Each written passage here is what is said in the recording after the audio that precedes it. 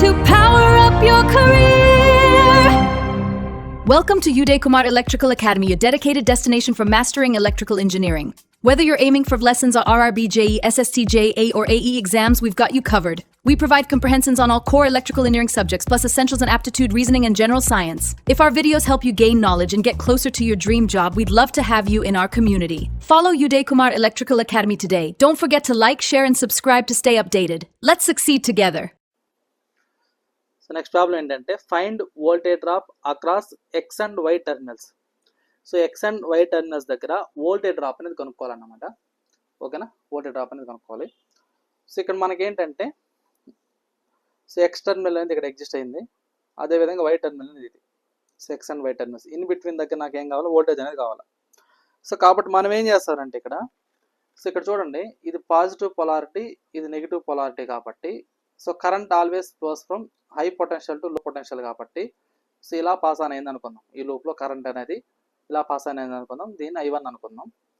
అదేవిధంగా ఈ లూప్లోకి వచ్చేసరికి సెకండరీ సైడ్ వచ్చేసరికి సో ఇందులో కరెంట్ వచ్చేసరికి ఏమనుకుందామంటే ఇందులో కూడా హై పొటెన్షియల్ అంటే ప్లస్, ఇది నెగిటివ్ కాబట్టి ఇలా పాస్ ఆన్ అవుతుంది అనుకుందాం. సో ఇది వచ్చేసరికి I2 అనుకుందాం. అంటే మనకి ఇచ్చిన వోల్టేజ్ సోర్స్ని బేస్ చేసుకుని నేను కరెంట్ అనేది తీసుకున్నా. ఓకేనా, ఇప్పుడు నేను ఏదైతే ఇక్కడ కరెంట్ అనేది తీసుకున్నానో దాన్ని బట్టి ఇక్కడ మనం ఏం చేద్దాం, పొలారిటీ ఇచ్చుకుందాం. సో ఇక్కడ నాకు కరెంట్ అనేది 4 ohms దగ్గరికి ఇక్కడ ఎంటర్ అవుతుంది, ఇక్కడ లీవ్ అవుతుంది కాబట్టి ప్లస్ మైనస్. అదేవిధంగా 2 ohms దగ్గరకు వచ్చేసరికి ఇక్కడ ఎంటర్ అవుతుంది, ఇక్కడ లీవ్ అవుతుంది. సిమిలర్లీ ఇక్కడ నాకు చూడండి 2 ohms దగ్గర కరెంట్ ఇక్కడ ఎంటర్ అవుతుంది, ఇది లీవ్ అవుతుంది. అంటే నేను ఏదైతే కరెంట్ యొక్క direction clockwise anticlockwise direction తీసుకున్నానో దాన్ని బేస్ చేసుకుని కరెంట్ ఎంటర్ అయ్యేదాన్ని పాజిటివ్ గాను, కరెంట్ లీవ్ అయ్యేదాన్ని నెగిటివ్ గాను తీసుకుంటున్నాను. ఓకే, సో ఇప్పుడు 5 ohms దగ్గర కరెంట్ ఎంటర్ అయితే ఇక్కడ పాజిటివ్, లీవ్ అయితే ఇక్కడ నెగిటివ్, ఇలా ఇచ్చుకున్నాం. అంటే మనకు పొలారిటీ అనేది ఇచ్చేస్తే దాన్ని బట్టి మనకు ఎలాంటి మిస్టేక్ జరగదు అన్నమాట. సో ఇక్కడ చూడండి, ఇప్పుడు మనం ఏం చేస్తారంటే ఫస్ట్ ఏదైతే లూప్ 1 ఉందో ఆ లూప్లో KVL అనేది అప్లై చేసుకుందాం. ఓకేనా, సో ఫస్ట్ ఇది లూప్ 1 అనుకుందాం, దీన్ని లూప్ 1 అనుకుందాం, దీన్ని లూప్ 2 అనుకుందాం. సో కాబట్టి ఫస్ట్ లూప్ 1కి ఏం చేద్దామంటే మనం KVL అనేది అప్లై చేద్దాం. So apply KVL. So apply KVL to loop 1. So loop 1 KVL apply చేసుకుంటే సో ఫస్ట్ వోల్టేజ్ సోర్స్ ఏదైతే ఉందో అక్కడి నుంచి స్టార్ట్ చేద్దాం. ఇక్కడ వోల్టేజ్ సోర్స్ అనేది ఫస్ట్ దేంట్లోకి ఎంటర్ అయింది, కరెంట్ అనేది అంటే 5 volts దగ్గర మైనస్లోకి ఎంటర్ అయింది. సో కాబట్టి -5 ప్లస్ ఇక్కడ 4 ohms ఉంది, ఆ 4 ohmsలో పాస్ అయ్యే కరెంట్ I1 అన్నమాట. సో కాబట్టి 4 into I1. నెక్స్ట్ 2 ohms ఉంది, 2 ohmsలో పాస్ అయ్యే కరెంట్ I1 కాబట్టి 2 into I1 equal to 0. So దీని నుంచి 6I1 ఈక్వల్ టు ఏమవుతుంది, 5 అవుతుంది. సో దాని నుంచి కరెంట్ I1 ఈక్వల్ టు ఏమవుతుంది అంటే నాకు 5/6 amperes అవుతుంది. సో కరెంట్ I1 ఏమవుతుంది అంటే నాకు 5/6 amperes అవుతుంది. సో 5/6 amperes అవుతుంది. ఓకే, సో నెక్స్ట్ ఇప్పుడు నాకు ఇక్కడ ఏదైతే ఇచ్చాడో అంటే మనకు పొలారిటీ ఇచ్చేసాడు కదా, సో దీన్ని మనకి ఏంటంటే ఇక్కడ సో అక్రాస్ ఫర్ ఎగ్జాంపుల్ ఇప్పుడు నాకేంటంటే ఈ ఎక్స్ టెర్మినల్ నుంచి ఫర్ ఎగ్జాంపుల్ ఇది O అనుకుందాం, ఎక్స్ టెర్మినల్ నుంచి O టెర్మినల్ దగ్గర ఈ వోల్టేజ్ ఏదైతే ఉందో అంటే ఏంటి ఇక్కడ చూడండి ఎక్స్ టెర్మినల్ O అనేది ఇక్కడ ఇచ్చాను, నేను ఇండికేషన్ ఇచ్చాను. సో ఇప్పుడు నాకు across voltage, so voltage across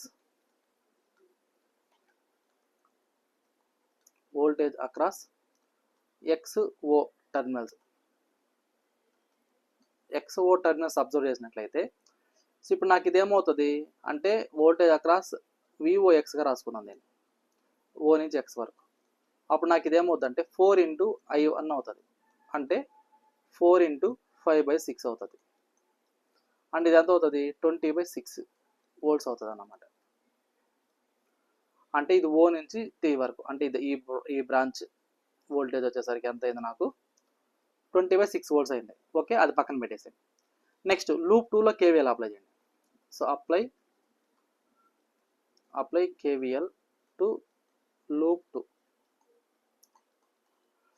so ఇప్పుడు నేను లూప్ 2లో KVL అప్లై చేసుకున్నట్లయితే ఇప్పుడు నాకేమవుతుంది అంటే సో ఇక్కడ చూడండి ఫస్ట్ వోల్టేజ్ సోర్స్ దగ్గర స్టార్ట్ చేయండి.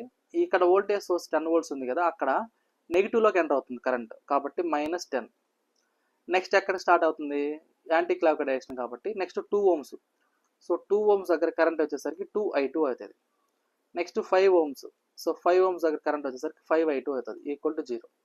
సో అంటే ఇది ఏమైంది, ఇది 7i2 ఈక్వల్ టు 10 అయింది.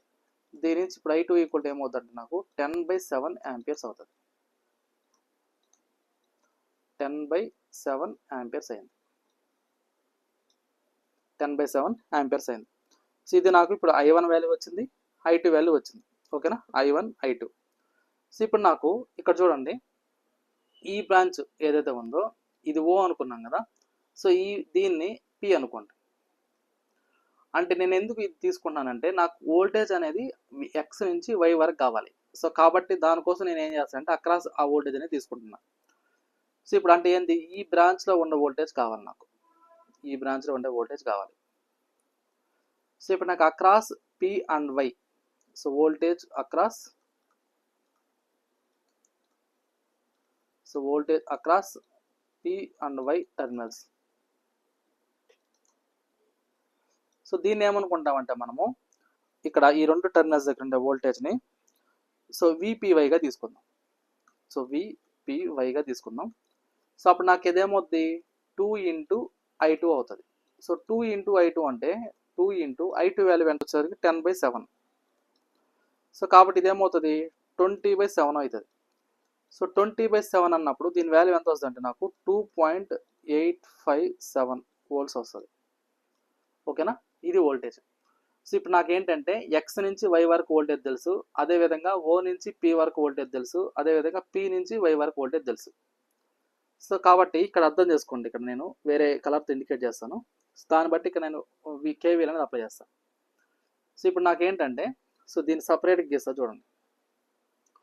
సో ఇక్కడ నాకేంటంటే ఈ పొలారిటీ వోల్టేజ్ తెలుసు, ఇది ఎక్స్, ఇది ఓ, పాజిటివ్నే కదా. ఓకే,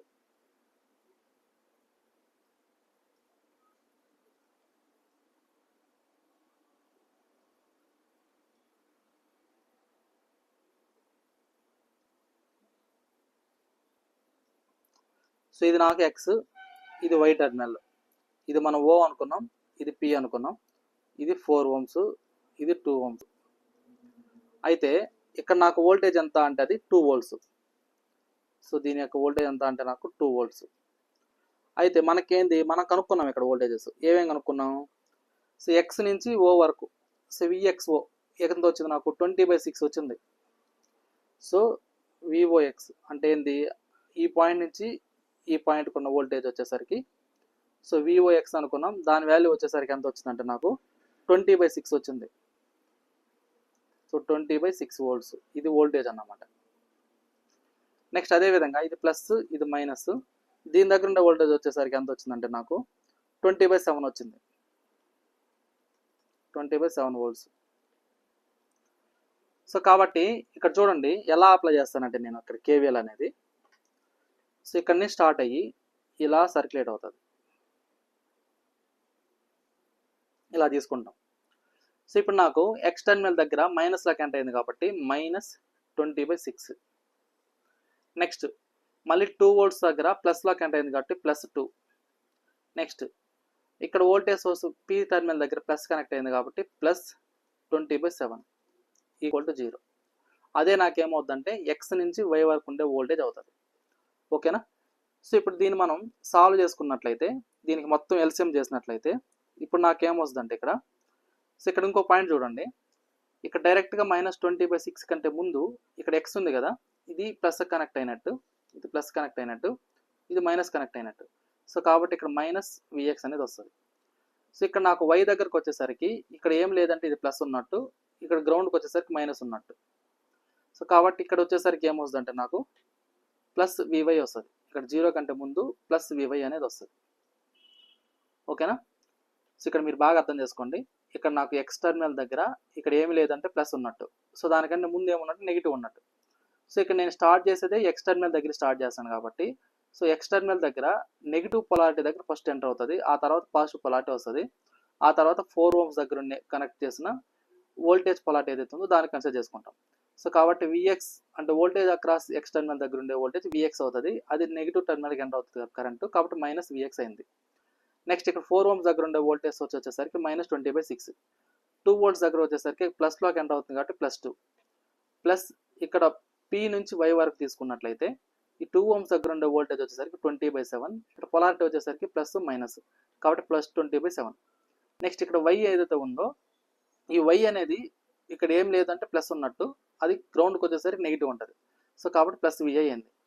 సో ఇప్పుడు నాకు దీని నుంచి ఈ VX VY ఈ సైడ్ తీసుకెళ్ళిపోయాం అనుకో, సో అప్పుడు నాకు ఏమవుతుందంటే ఇది VX - VY అవుతుంది.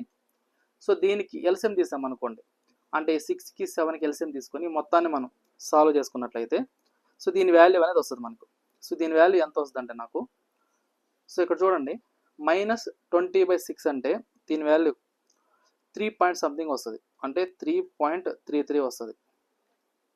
Minus +2 plus 2.857. సో అంటే VX - VY ఈక్వల్ టు దీని వాల్యూ ఎంత అంటే 1.524 volts. సో ఇదే నాకు వచ్చే వోల్టేజ్. సో మీరు కన్ఫ్యూజ్ అయ్యేది ఎక్కడ కన్ఫ్యూజ్ అవుతారంటే ఇక్కడ ఈ X Y టర్మినల్ దగ్గర పొలారిటీ తీసుకున్నప్పుడు కన్ఫ్యూజ్ అవుతారు. సో కాబట్టి మీరు గుర్తుపెట్టుకోవాల్సింది ఏంటంటే ఇక్కడ X టర్మినల్ దగ్గర ఇక్కడ ఏమీ లేదు, X అని ఇచ్చాడు అంటే దాని మీనింగ్ ఏంటంటే ప్లస్ కనెక్ట్ అయినట్టు. సో దాని ముందు మనకు మైనస్ అనేది ఉంటుంది. మనం ఎట్టయితే కరెంట్ డైరెక్షన్ తీసుకున్నామో, ఈ యొక్క కరెంట్ డైరెక్షన్ ఏదైతే తీసుకున్నామో దాన్ని బేస్ చేసుకొని ఆ స్టార్టింగ్ పాయింట్ అనేది తీసుకోవాలన్నమాట.